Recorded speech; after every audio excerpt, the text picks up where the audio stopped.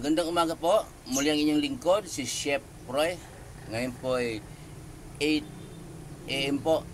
Araw po ng Huwebes, June 6. Medyo madilim po dito sa kwarto. Pero maninag pa naman yung mabasahin ko po. Kaya pa naman. Meron pong minsan nakakwentuhan, nakasama sa work na sabi nila, Chef Roy, buti lagi kang nagpo-post ng salita ng Diyos sa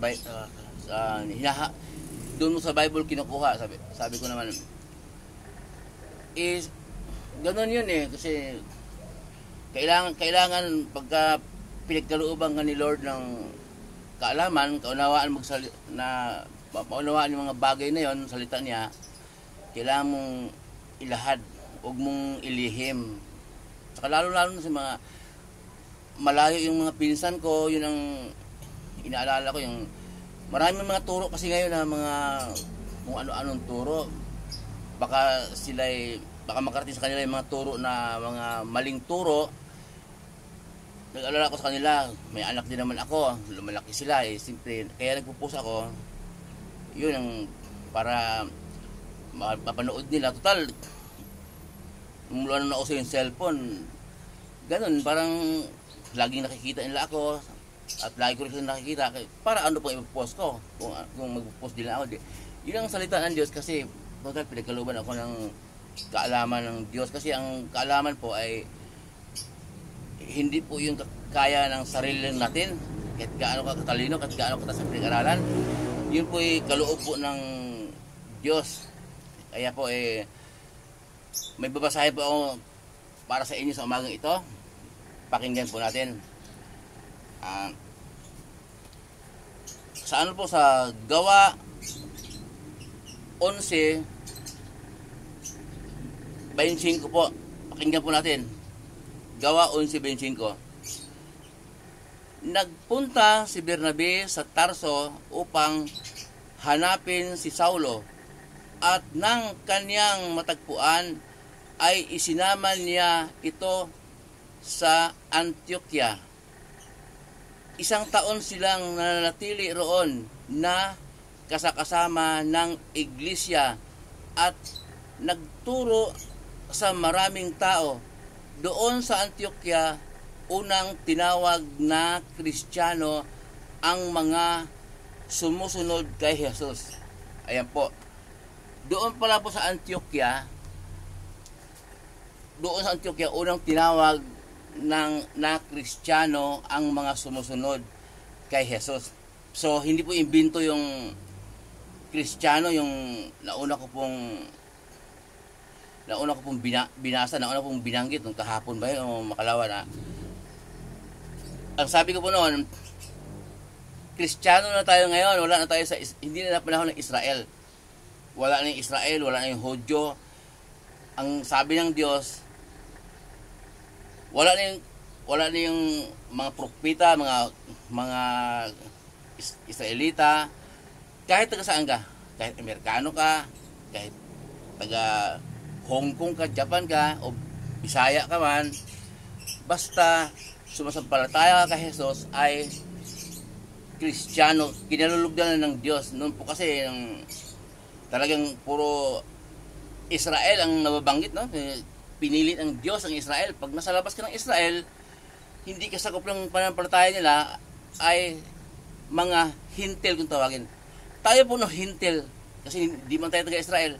Pero ngayon po, basta sumasampalataya ka kay Jesus, na ang dugo ng ating Panginoong Jesus ay yun ang maghuhugas sa ating karumihan, yun ang magpatawad sa ating makasalanan, yun po ay Kristiyano. Kasi po ang daming ko napanood na debate sa television, sa Facebook.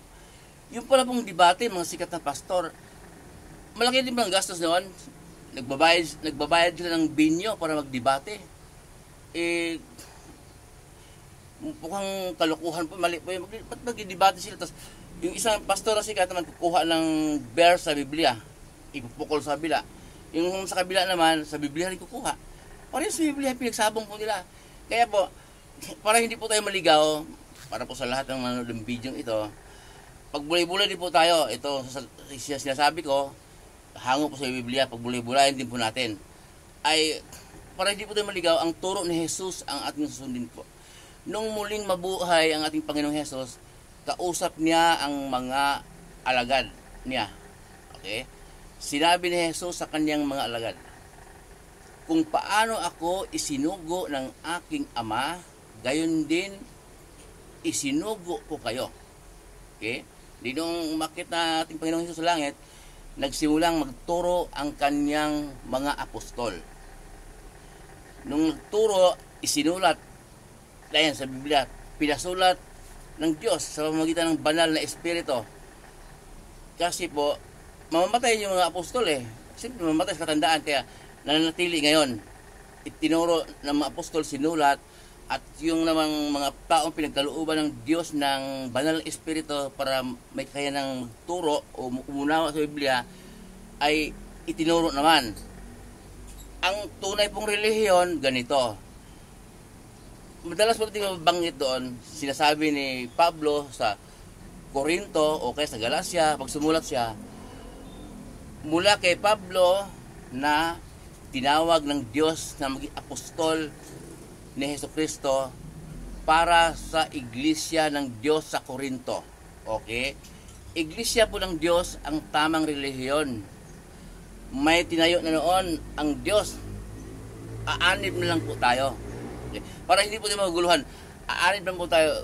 Ngayon, kung anong ipapangalan mo sa iglesia mo, counted naman, okay.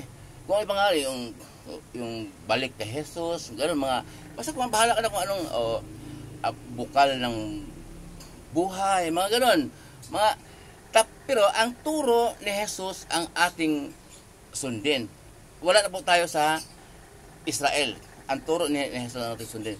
Yung pagkakasabi ni Jesus na ituro, tinuro ng mga apostol at ngayon po naman ay nanatiling buhay dahil po sa Biblia. Ang Biblia po ang ating batayan. Yun po ang salita ng Diyos. Para hindi po tayo maguguluhan. Kasi ang dami pong mga nagtuturo po ngayon kung ano-ano na relihiyon. Basta po may huwag po maguluhan. Yan po ay salita ng Diyos. Sundin po natin si Jesus. Dahil si Jesus po, sinabi niya mismo na siya daw ang daan, ang katotohanan at ang buhay. Walang makarating sa Ama kundi sa magitan niya. Malinaw po yun. Wala na yung Moises na patakaran ng Diyos. Binago na po yun. Yun po, malinaw na po sa Biblia po yun. Muli pong yung lingkod, si Ship Roy. Ingatan po kayo ng Diyos.